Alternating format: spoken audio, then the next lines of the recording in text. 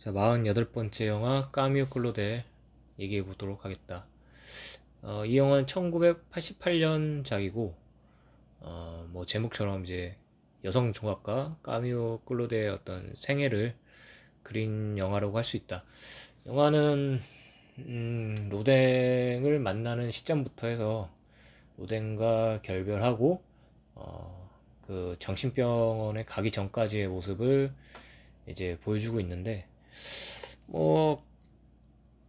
뭐 어떤 글쎄 그 영화의 어떤 예술적 영화의 작품이라기보다는 그냥 한 인물에 대한 일기 혹은 뭐 일지 기록이라고 해야 되나 뭐 그 정도로만 생각하면 좋을 것 같고 이제 까뮤 클로데는 이제 생전에는 이제 알려지진 않았지만 이제 생후에 이제 그 알려지기 시작하면서 그 당시 이제 남성 위주의 그 예술가들 사이에서 이제 독보적인 이제 여성 예술가로 이제 그 자리매김한 뭐 그런 인물로 이제 좀 평가를 받고 있고 뭐 아무래도 가장 이제 큰 이슈는 이제 로덴과의 이제 그 열애이고 그 당시 로댕은 이제 부인이 있었고 그리고 결국 이제 까뮤와도 헤어지고 그 부인으로 다시 돌아간 것으로 알고 있다. 음, 워낙 그 로댕이 그 여성 평력이 좀 있었던 걸로 이제 알려져 있고 그런 로댕이 이제 까뮤 크로데의 어떤 재능을 알아보고 그와 함께 이제 가르침을 전수한 뭐 그렇게 이제 이야기가 나오고 있다. 음, 나이 차이가 19살, 18살 정도 차이가 나고, 아무래도 그 미모의 어떤 여성 조각가로 이제 더 잘 알려져 있다.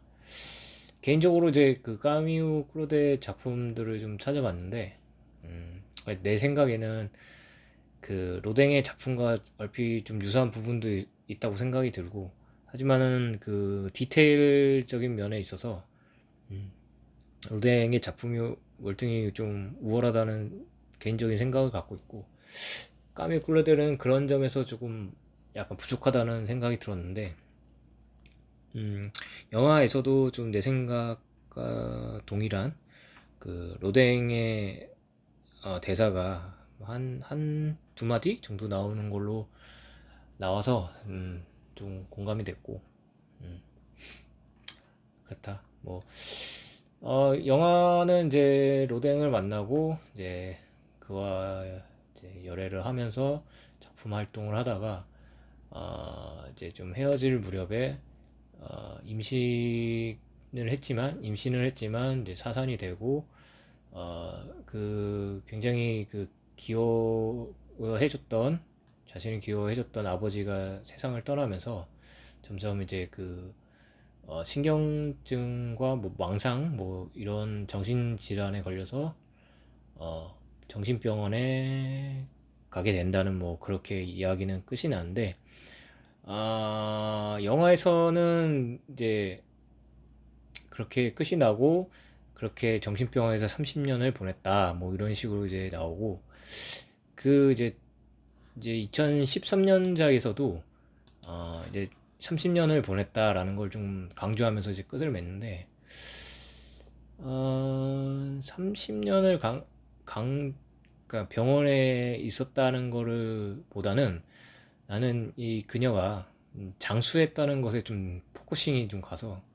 꽤 오래 살았구나 생각이 들었고 돌아가실 때가 만으로 78세 그 당시에는 굉장히 오래 산 나이고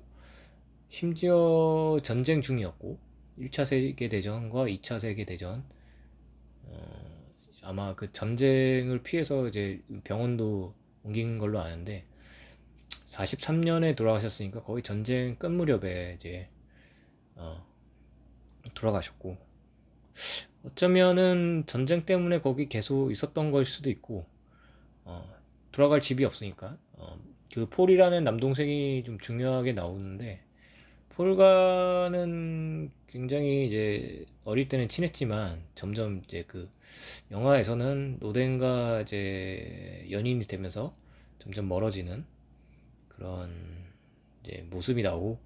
그리고 결국에는 남동생, 실제로는 남동생과 그 엄마가 정신병원에 보냈다는 뭐 그렇게 이제 스토리텔링이 되는데, 그래서 그 친했던 남동생이 누나를 이제 정신병원에 보내놓고 그 가족들과 미국인가 뭐 그 어디로 넘어가서 이제 살게 되면서 이제 프랑스에서는 이제 오지 않았다 뭐 이렇게 나오고 있고, 죽을 때도 이제 어, 그 가족들이 이제 장례식에 오지 않으면서 무용고자로 해서 이제 그렇게 장례를 치렀다라고 이제 나오고 있다. 음, 그렇게 나오고 있고, 음, 실제로 정신병에 막 걸렸다기보다는 실제로는 어, 완전히 이성적일 때가 많았다고 하고, 어, 치료가 가능했음에도 본인이 퇴원을 거부했다고 이렇게 나오고 있고, 아무래도 그 정신병원이라기보다는 요양원의 어떤 개념이 맞을 것 같은데, 그 병원에 들어갔을 때 당시 나이도 48세고 젊은 나이라고 할 수는 없고, 그렇기 때문에 이제 돌봐줄 가족도 없고, 뭐 이미 뭐 집은 이제 전쟁으로 좀 폐허가 되어 있을 테고 전쟁 중이었고, 되려 이제 그 병원에서 생활하는 게 안전할 수 있겠다는 생각을 했을 수도 있겠다는 생각이 든다. 그녀의 작품은 이제 많이 훼손되고 이제 뭐 손실돼서 많이 없는데, 그 없는 작품들도 노댕의 전시관에 이제 같이 전시가 되고 있다고 한다. 영화에서는 이제 그녀가 이제 미쳐서 이제 작품을 다 부시는 걸로 나오는데, 뭐 실제로는 어땠는지는 잘 모르겠고, 음 그래서 이제 로댕과 1890년대 후반에 이제 결별을 하는데, 이때 뭐 망상이나 불안이나 뭐 피해의식 같은 이제 증상들이 나왔다는 기록이 있고, 로댕이 자신의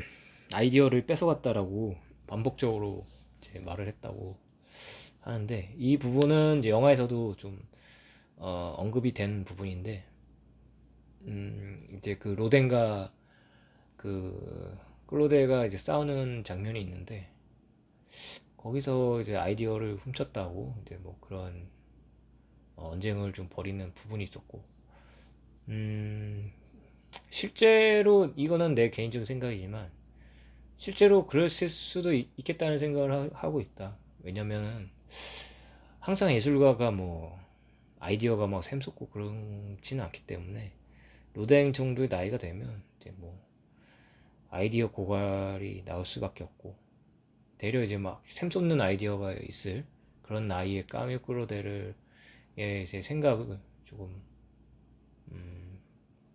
조금 이제 훔쳤다고 나는 생각이 들지만, 이건 뭐 어디까지나 내 생각이고, 뭐 그렇다. 그래서 영화는 뭐 크게 감동을 주거나 뭐 그런 건 없고, 이 여성 조각가에 대해 관심이 있으면 한번 볼 법한 영화이지만, 좀 오래된 영화라서 뭐 그런 점은 좀 감수를 해야 되고, 그리고 영화가 러닝타임이 한 거의 3시간 정도 가까이 되는 분량이기 때문에 마음 잡고 좀 봐야 될 것 같은 그런 영화였다. 음, 그래서 개인적으로 영화의 어떤 평을 하자면, 그게 뭐 개인적으로는 뭐 어떤 인물을 그려내는 영화들은 썩 재밌어 하지 않기 때문에, 이 영화도 개인적인 취향으로서도 별로였지만 어떤 영화적인 작품성으로 따져봤을 때도 그렇게 좋은 평은 내리지 못할 것 같다. 이상 끝.